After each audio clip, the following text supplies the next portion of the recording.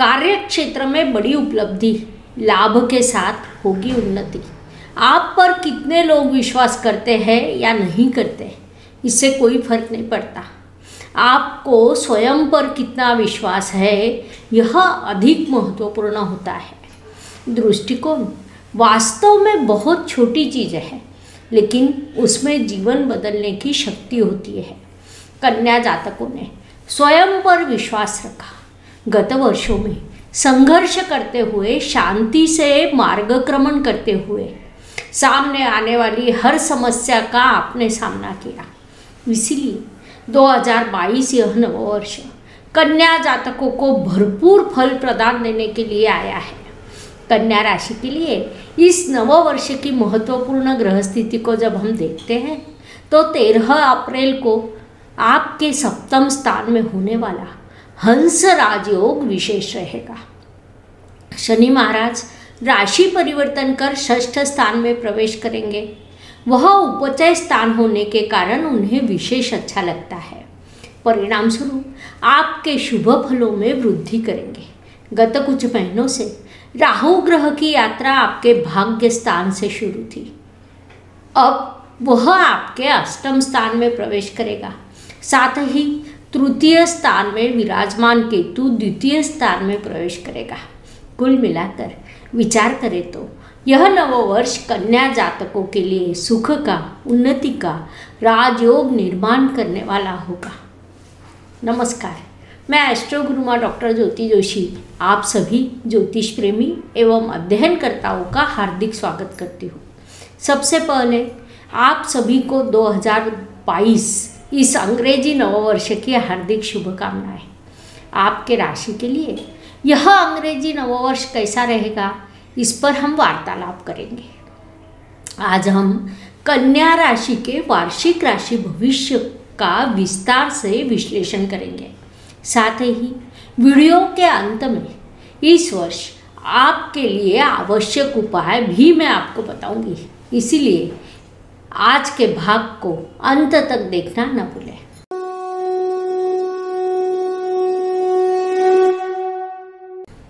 आने वाले नववर्ष आपके राशि के लिए कैसा रहेगा, इसे समझने के लिए ज्योतिष प्रेमी अत्यंत उत्सुक होंगे। हमारा अनुभव है, जब हम यह बताते हैं तो ज्योतिष प्रेमी उसे बहुत ध्यान से सुनते हैं, महत्वपूर्ण चीज़ों को लिख लेते हैं, उन्हें याद रखते हैं, उचित देखभाल करते हैं और उपाय भी करते हैं। राशि भविष्य में हम केवल भविष्य का कथन नहीं करते हैं, तो उसका शास्त्रोक्त कारण भी देते हैं, क्योंकि ज्योतिष प्रेमियों के साथ ज्योतिष के अध्ययनकर्ता भी इसका लाभ लेते हैं। इससे उनके अध्ययन को उचित दिशा प्राप्त होती है।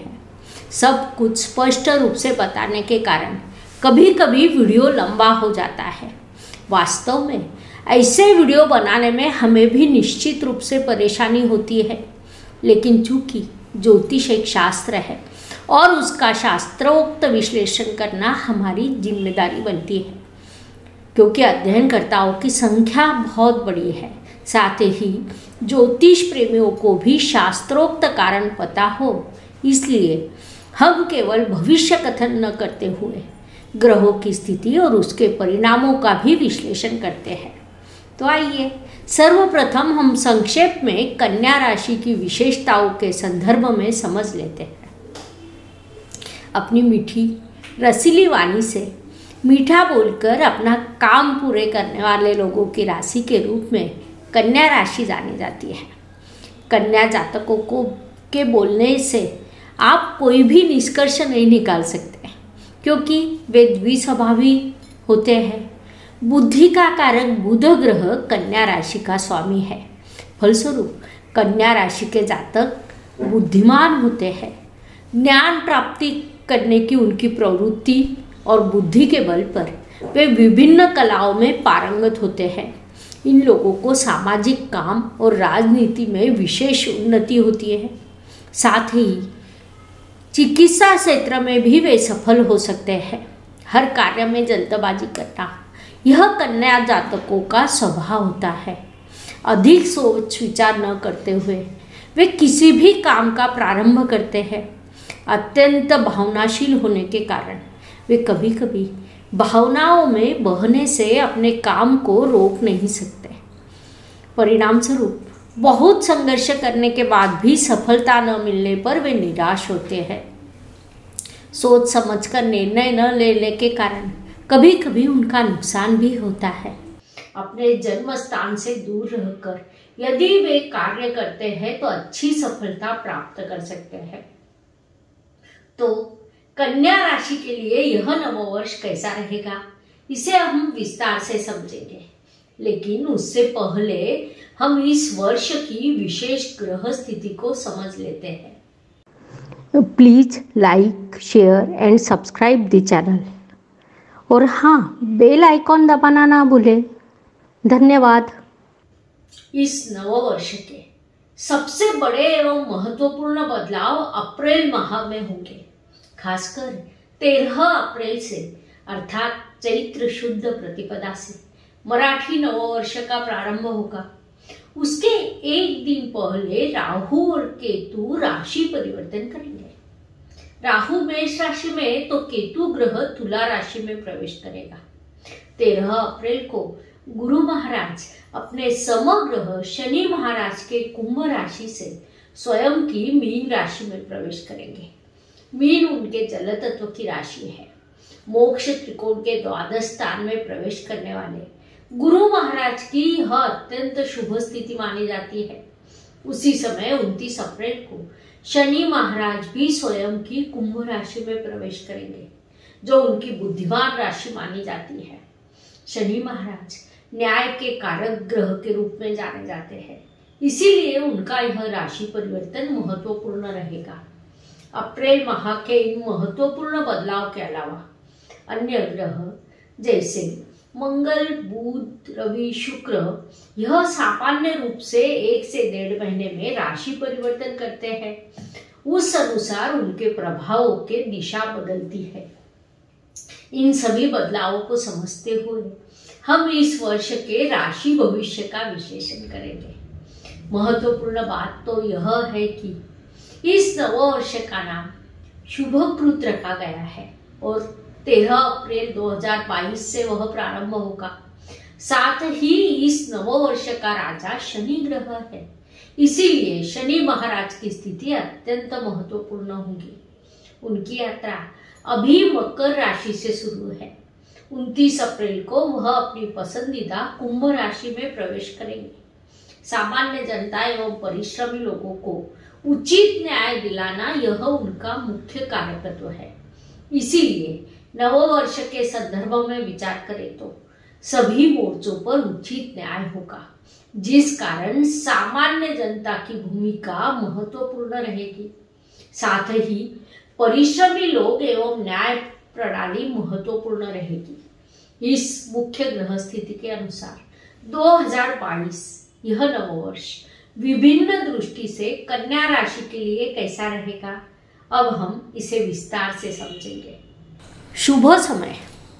जीवन सुख दुख उतार चढ़ाव से भरा होता है। कोई भी मनुष्य पूर्ण रूप से सुखी या पूर्ण रूप से दुखी हो नहीं सकता। उसके अनुसार हर दिन सभी के लिए समान नहीं होता। फिर भी वर्ष साल का कुछ अवधि व्यक्ति या राशि के अनुसार अत्यंत शुभ होता है। उस दृष्टि से कन्या राशि के संदर्भ में विचार करें तो इस नववर्ष में मार्च माह का पहला पखवाड़ा, जुलाई महीने का दूसरा सप्ताह, सितंबर का पूरा महीना, अक्टूबर महीने का अंतिम सप्ताह और नवंबर महीने का पहला पखवाड़ा अत्यंत शुभ एवं लाभकारी रहेगा। इसे ध्यान में रखते हुए आपको इस वर्ष के महत्वपूर्ण कामों की योजना बनानी चाहिए। इस शुभ समय की शुभता की वृद्धि करने के लिए मैं आपको वीडियो के अंत में अत्यंत सरल उपाय बताने वाली हूँ। आप सभी उसका लाभ अवश्य उठाएं। व्यक्तिमत्व की दृष्टि से विचार करें तो नववर्ष के प्रारंभ से ही राशि स्वामी पंचम स्थान में है। यह अत्यंत शुभ स्थिति हो सकती है। उससे भी महत्वपूर्ण बात है कि पंचमेश भी पंचम स्थान में विराजमान है। फलस्वरूप नववर्ष की शुरुआत कन्या जातकों के लिए अत्यंत लाभकारी रहेगी। जनवरी फरवरी में विशेष रूप से अन्य राशियों को न मिलने वाला लाभ कन्या राशि को मिलेगा। उसका शुभ प्रभाव आप पर होगा। उसके बाद कुछ ही दिनों में अर्थात 27 फरवरी को भाग्येश भी पंचम स्थान में प्रवेश करेगा। तब भाग्येश भाग्य के भाग्य में यह स्थिति निर्माण होगी। स्थिति की और एक विशेषता है कि तीनों त्रिकोण स्थान के स्वामी पंचम स्थान में होंगे। फलस्वरूप यह समय आपके लिए समृद्धि कारक रहेगा। स्वाभाविक रूप से उसका शुभ परिणाम आपके व्यक्तित्व पर होगा। आपके व्यक्तित्व में कई सकारात्मक परिणाम होंगे। उसके बाद 13 अप्रैल को जब आपके सप्तम स्थान में हंस राजयोग की निर्मिति होगी, तब शुभ समय की शुभता में वृद्धि होगी, क्योंकि हंस योग गुरु महाराज द्वारा बनने वाला पंच महापुरुष योगों में से एक अत्यंत शुभ राजयोग है। उसकी निर्मिति सप्तम स्थान में होने के कारण वहाँ से उसकी दृष्टि आपके व्यक्तित्व पर होगी, जिस कारण आपका व्यक्तित्व समृद्ध होगा। समाज में सम्मान प्रतिष्ठा प्राप्त होगी। पारिवारिक दृष्टि से विचार करें तो नववर्ष कन्या जातकों के लिए अत्यंत उपयुक्त रहेगा। घर या संसार जब विषय आता है तो छोटे बड़े विवाद होना अत्यंत स्वाभाविक है। वह एक स्वतंत्र विषय हुआ, लेकिन इस नववर्ष में आपको अपने परिवार से उचित सहयोग प्राप्त होगा। सभी पारिवारिक मोर्चे पर अर्थात माता पिता जीवन साथी संतति सभी से आपको उचित सहयोग प्राप्त होगा। जिनके परिवार में बंटवारे का विषय शुरू है, उसमें कन्या जातकों को अच्छा लाभ प्राप्त होने की संभावना है। संक्षेप में पारिवारिक दृष्टि से यह नववर्ष आपके लिए लाभकारी सिद्ध होगा। पराक्रम परिश्रम की दृष्टि से विचार करें तो कन्या जातक लगातार परिश्रम करने के लिए जाने जाते हैं, अर्थात वे अपने परिश्रम में सातत्य रखते हैं। एक काम को पूरा करने के बाद दूसरा काम उनके हाथ में होता है। इस नववर्ष में भी आप इसी प्रकार लगातार परिश्रम करते रहेंगे। केवल अगस्त महीने के दूसरे सप्ताह में आप में थोड़ा आलसी हो सकते हो, लेकिन यह स्थिति अल्पकाल के लिए होगी। उसके बाद आप अपने मूल स्वभाव के अनुसार पुनश्च परिश्रम की शुरुआत करेंगे और सफल भी होंगे। संक्षेप में परिश्रम की दृष्टि से यह वर्ष आपके लिए अत्यंत उपयोगी रहेगा। वास्तु वाहन भूमि सुख शांति के दृष्टि से विचार करें तो आपके चतुर्थेश गुरु महाराज नववर्ष की शुरुआत में षष्ठ स्थान में विराजमान है। 13 अप्रैल को वह आपके सप्तम स्थान में प्रवेश करेंगे। तब चतुर्थेश चतुर्थ के चतुर्थ स्थान में यह स्थिति निर्माण होगी, जो आपके लिए शुभदायी होगी। परिणाम स्वरूप आपके लिए वास्तु वाहन के अत्यंत शुभ योग निर्माण होंगे। इसीलिए जो जातक अपने वास्तु या वाहन की स्वप्न पूर्ति करना चाहते हैं, उस दृष्टि से जिन्होंने योजना बनाई है, तो उसे अवश्य कार्यान्वित करें। आपके प्रयास सफल होंगे। इस नववर्ष में 2 से 3 महीने वास्तु वाहन की दृष्टि से आपके लिए अत्यंत लाभकारी रहेंगे। साथ ही अपने माता के स्वास्थ्य की उचित देखभाल करना आपके लिए आवश्यक है। घर में आपको सुख शांति का अनुभव प्राप्त होगा, उसका भी लाभ उठाना चाहिए। शिक्षा एवं इष्ट देव के सहयोग की दृष्टि से विचार करें तो कन्या जातकों को इस नववर्ष में बड़ी सफलता प्राप्त हो सकती है। विशेष रूप से सीए, मैनेजमेंट, प्रतियोगी परीक्षा, बैंकिंग क्षेत्र में जिनकी पढ़ाई शुरू है, उनके लिए यह स्वर्ण काल हो सकता है।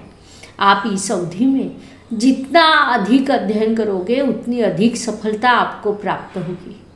इष्ट देव द्वारा आपको भरपूर आशीर्वाद एवं सहयोग प्राप्त होगा। साथ ही मेडिकल या फार्मेसी क्षेत्र में जिनकी पढ़ाई शुरू है, उनके लिए वर्ष लाभकारी रहेगा। आपको उसका पूरा उपयोग करना चाहिए, क्योंकि शिक्षा या अध्ययन में हुई उन्नति दीर्घकालीन लाभ प्रदान करती है। इसे ध्यान में रखिए। Please like, share and subscribe the channel. और हाँ, बेल आइकॉन दबाना ना भूलें। धन्यवाद। स्वास्थ्य कर्ज प्रतिस्पर्धी शत्रुओं की दृष्टि से विचार करें तो गत कुछ महीनों से आपका लगातार स्वास्थ्य संबंधी समस्याओं से संघर्ष शुरू है। हर 2 या 3 महीनों में छोटी बड़ी समस्या उत्पन्न होती है, उससे आप परेशान हैं। अप्रैल माह में आपकी उससे मुक्ति होगी, क्योंकि अप्रैल में आपके षष्ठेश शनि महाराज षष्ठ स्थान में प्रवेश करेंगे, जिसके कारण आपका स्वास्थ्य समृद्ध होगा। लेकिन जिन्हें वात की परेशानी है, उनकी परेशानी बढ़ सकती है। फिर भी पूरे साल की दृष्टि से विचार करें तो आपका स्वास्थ्य अच्छा रहेगा। जिन्हें कर्जे की ज़रूरत है, उन्हें वह सरलता से प्राप्त होगा। प्रतिस्पर्धी और शत्रु दोनों ही आपस में 2 गज की दूरी बनाकर रखेंगे, अर्थात यह सब अप्रैल महीने के बाद ही होगा। जिनकी कोर्ट में कोई केस शुरू है, उस कार्य के लिए यह समय विशेष उपयुक्त रहेगा। संक्षेप में शुरुआत के 4 महीनों को छोड़ दिया जाए तो शेष वर्ष कन्या जातक के लिए अत्यंत लाभकारी रहेगा। नौकरी एवं व्यवसाय की दृष्टि से विचार करें तो यह नववर्ष आपके लिए लाभकारी सिद्ध होगा। आप गत 2 सालों से अपना बड़ा परिश्रम किया है। नौकरी हो या व्यवसाय, दोनों ही मोर्चों पर परिश्रम करते हुए आप उन्नति पथ पर हैं।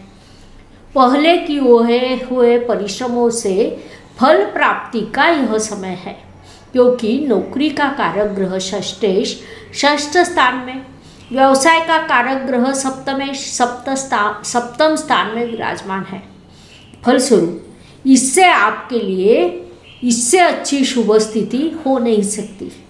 इसीलिए आप नौकरी में हो या व्यवसाय में, यह नववर्ष आपके लिए बड़ी सफलता लेकर आएगा। इसे ध्यान में रखते हुए आपको अपने कार्य क्षेत्र पर पूरा ध्यान देना चाहिए, ताकि अधिकतम सफलता आपको प्राप्त हो सके।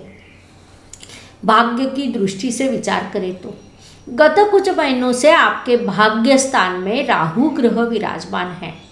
विशेष रूप से राहु की यात्रा जब कृत्तिका नक्षत्र से शुरू थी, तब भाग्य के संदर्भ में बाधाओं, कठिनाइयों का आपको सामना करना पड़ा है।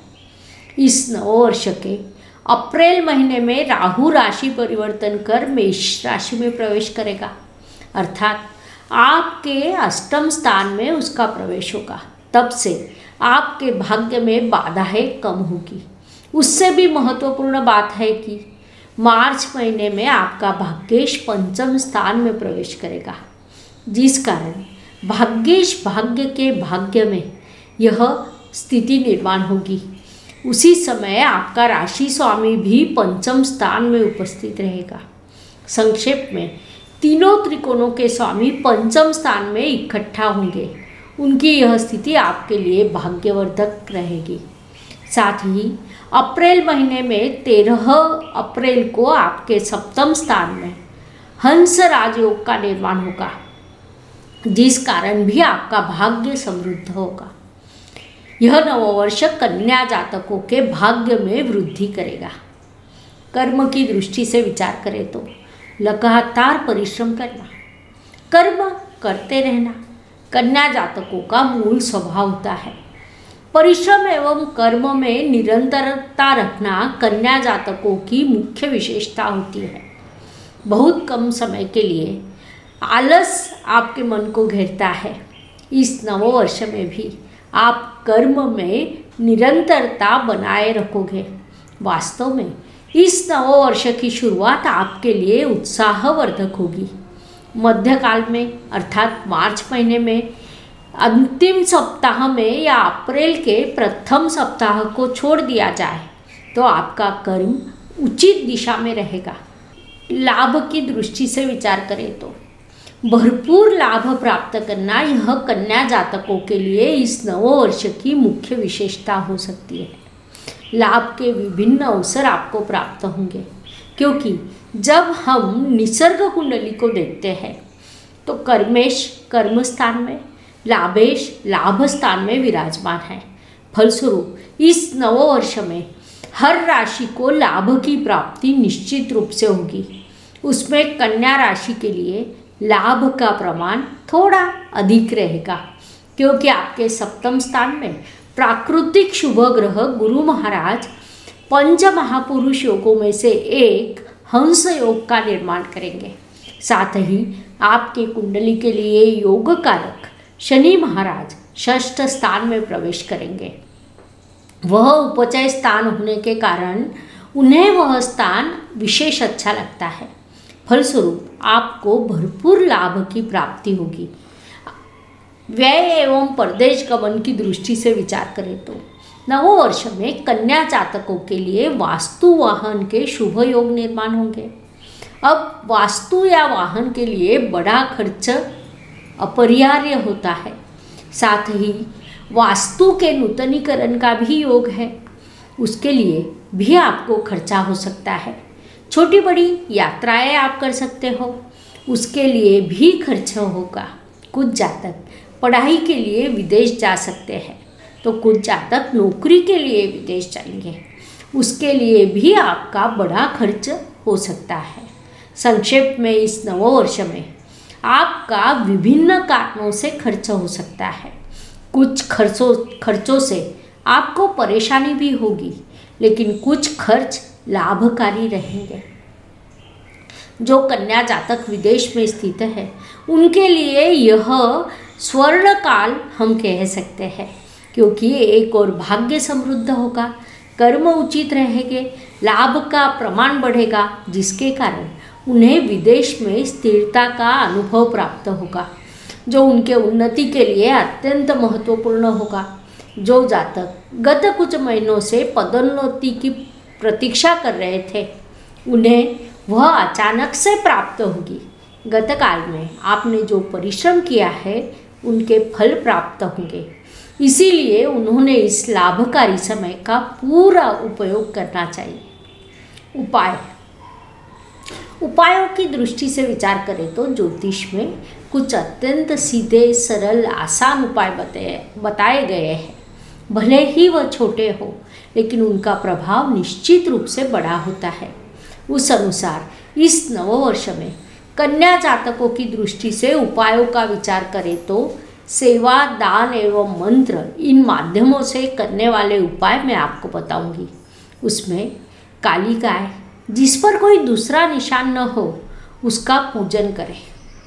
8 बूंदी के लड्डू खिलाकर उसकी परिक्रमा करना आपके लिए लाभकारी सिद्ध होगा। साथ ही बिटू या शनि यंत्र धारण करने की सलाह आपको दी जाती है।